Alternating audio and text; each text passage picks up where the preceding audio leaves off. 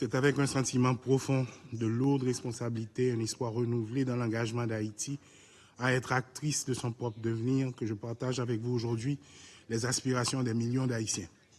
En effet, malgré des années de lutte acharnée et de résilience inébranlable, notre peuple continue de se battre pour un avenir meilleur. Haïti, enraciné dans une histoire de courage et de liberté, est prête à tourner la page décisive de son histoire. Nous sommes conscients des préoccupations soulevées par le rapport du BINU et partageons l'urgence de résoudre de manière durable les problèmes sécuritaires exacerbés par l'activité des bandes criminelles. Ces défis menacent le tissu social et économique de notre pays et entravent nos efforts de reconstruction et de développement. Le rapport souligne également les progrès dans la mise en place de structures de gouvernance transitoires qui sont vitales pour la stabilité politique et sociale d'Haïti. Nous encourageons donc le support du BINU dans l'appui du processus politique pendant ces périodes de turbulence politique. Ce rôle reste important pour réduire les tensions, préserver et multiplier les espaces de discussion, encourager le dialogue interhaïtien. L'établissement d'une collaboration solide et d'une coopération efficace entre les autorités nationales de la transition, la mission multinationale d'appui à la sécurité et le BINU demeure fondamentale et nous aidera dans notre mission de rétablissement de la sécurité et de restauration des institutions démocratiques qui sont des chantiers stratégiques de la transition. Plus que jamais, Haïti doit mobiliser toutes les ressources nécessaires et disponibles pour faire de cette transition la dernière et qu'elle puisse la placer sur la voie de la paix, de la sécurité et du développement durable. Ainsi, il est de notre devoir de construire des partenariats solides et sincères en vue de trouver les stratégies adaptées tenant compte des aspirations du peuple haïtien. Haïti se trouve à un moment critique où 12 000 individus armés tiennent en otage une population de 12 millions. À ce tournant décisif, aucun chantier, qu'il soit économique ou politique, ne peut être abordé sans la question sécuritaire. C'est d'ailleurs pourquoi mon gouvernement salue la mise en œuvre des engagements pris à travers la résolution 2699 relatif à la mission multinationale d'appui à la sécurité. Le déploiement du premier contingent des policiers aux côtés des forces de l'ordre haïtiennes devra contribuer à mettre un frein au barbarisme des groupes criminels. Cependant, Haïti doit échapper à la spirale des missions sécuritaires définitivement. Pour ce faire, il faut redéfinir les approches pour qu'au terme de la MEAS, le pays dispose d'institutions fortes et efficientes pour que nos partenaires internationaux et nous autres éprouvions le sentiment du devoir accompli. Et pour gagner ce pari, mon gouvernement engagera une approche sécuritaire holistique et de proximité. Holistique car il faut adjoindre de manière efficace le redressement économique et l'accessibilité des services sociaux de base, de proximité, car il faut rétablir la confiance de la population dans sa police. Dans ce contexte, la réforme de la police nationale deviendra un élément indispensable. Notre situation exceptionnelle d'insécurité nous commande une police de proximité capable de rétablir et de maintenir l'ordre public et la paix civile, non pas en misant exclusivement sur la répression, mais aussi en s'appuyant sur la prévention et l'accompagnement. La réforme dont il est question couvrira les dimensions logistiques, opérationnelles et financières nécessaires à la mission de sécurité de l'institution policière afin qu'elle soit en mesure de protéger et servir convenablement la population.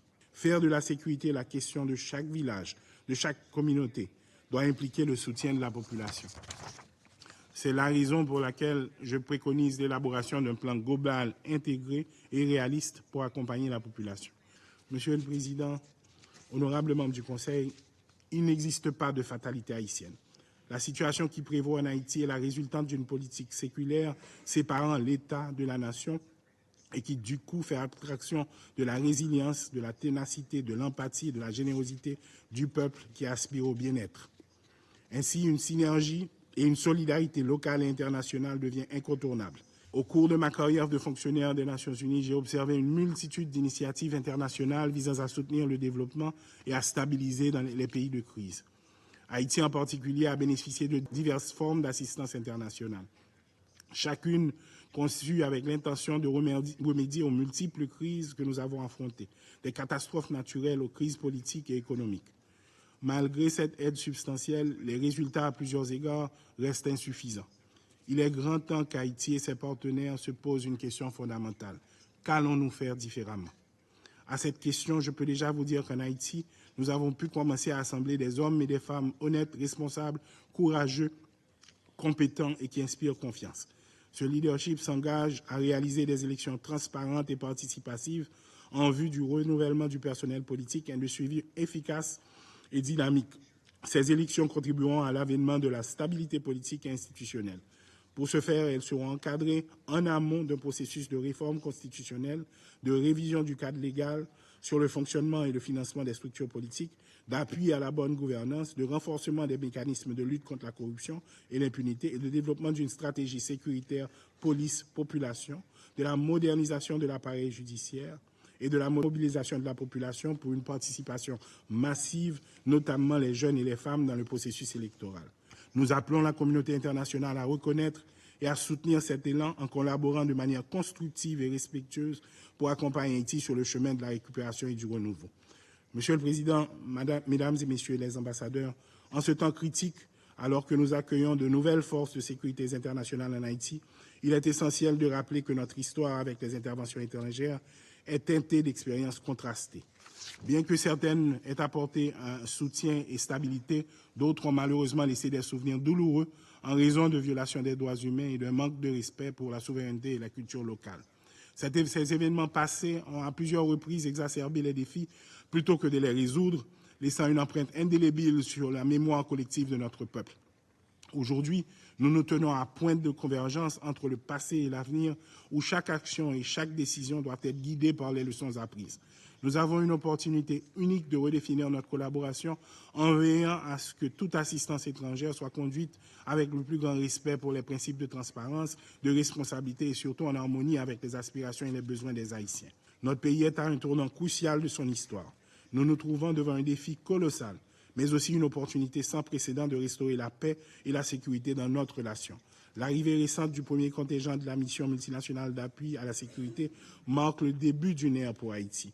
Cette mission, conduite avec le soutien de nos frères et sœurs kenyans, que je remercie du fond du cœur, est un témoignage vibrant de la solidarité internationale et un pas concret vers la stabilisation de notre pays. Nous allons reprendre le contrôle du territoire haïtien, maison par maison, quartier par quartier et ville par ville. Ce n'est pas juste une opération de sécurité, c'est une renaissance de l'esprit national, un renouveau de notre engagement envers l'ordre, la justice et la paix. Nous renforcerons nos capacités non seulement en termes d'équipement, mais aussi par la formation et le renforcement des compétences de nos forces de l'ordre. Dans cette démarche, nous sommes guidés par une stratégie bien définie et une volonté de coordination sans faille entre toutes les parties prenantes, tant nationales qu'internationales.